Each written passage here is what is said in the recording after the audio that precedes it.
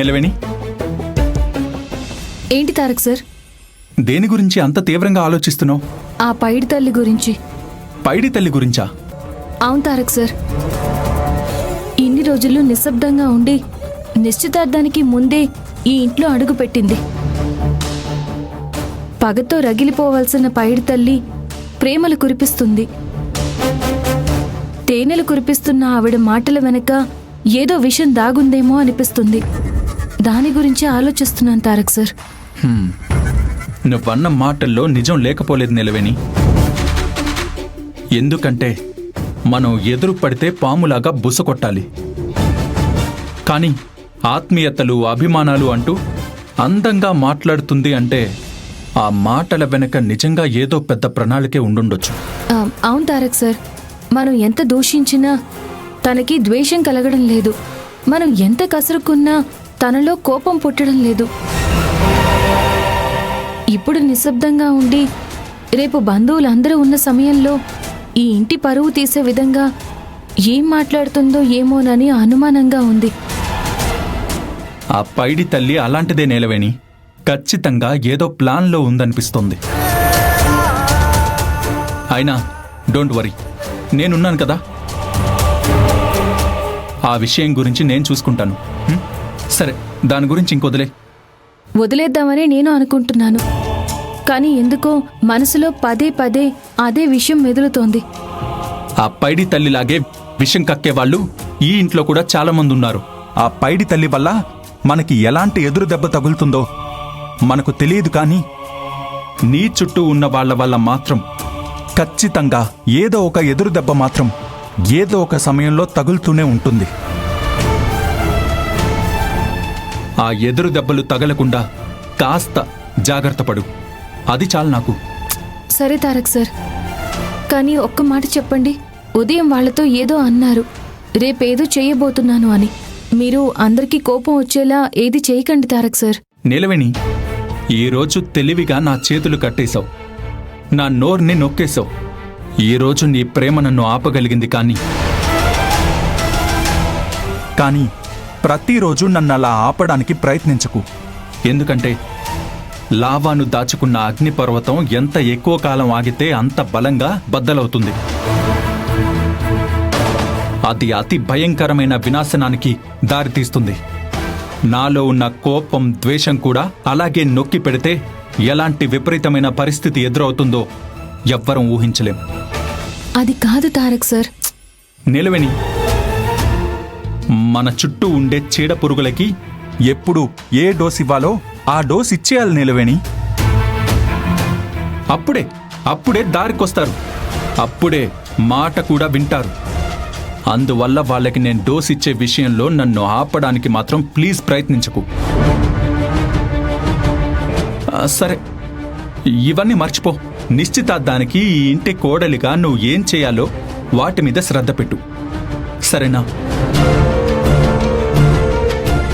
సరేనా?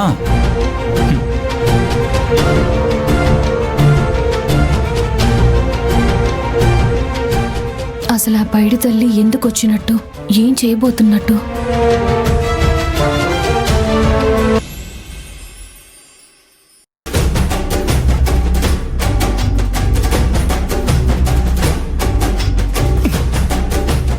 లాన్ ఫోటోలు, ఆ గార్డెన్ ఫోటోలు ఎన్ని చూస్తే ఏం లాభం?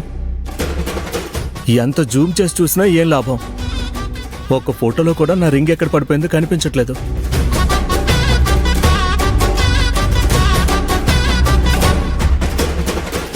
వీడేంటి ఎందుకో టెన్షన్ పడుతున్నట్టున్నాడు? ఏమై ఉంటుంది?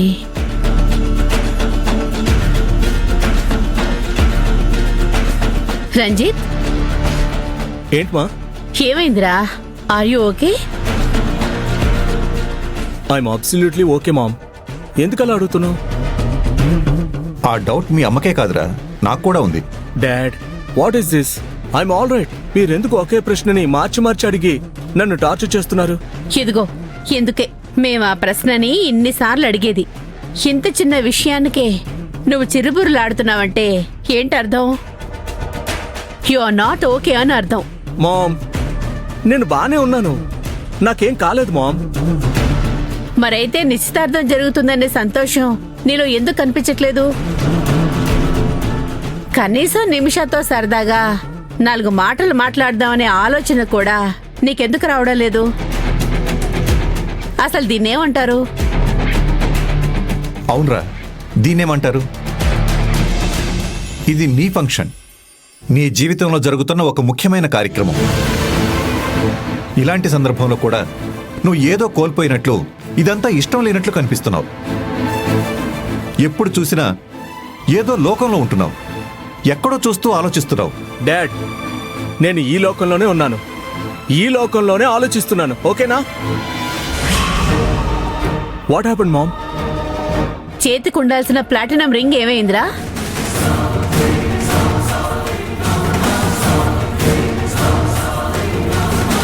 అడిగేది నేనేరా, ఆ రింగ్ ఏది? ఈ రింగ్ వల్లే ఇప్పుడు నేను గింగిరాలు ఎత్తిపోవాల్సి వస్తోంది. రింగ్ ఏదంటే నీలో నువ్వే ఏదో కంగారు పడుతున్నావేంట్రా?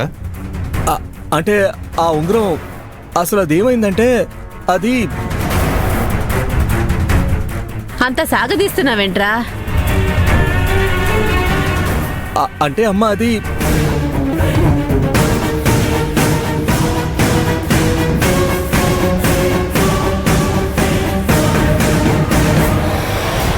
అమ్మగారు, ఏంటి నిలవేని? మీరు చేతికి గోరింటాకు పెట్టుకుంటారా? మా అమ్మకి అవన్నీ పెట్టుకుంటే ఇరిటేషన్ వస్తుంది సిస్టర్. అవన్నీ అమ్మకు పడవు. ఓ అవునా, సరే అయితే.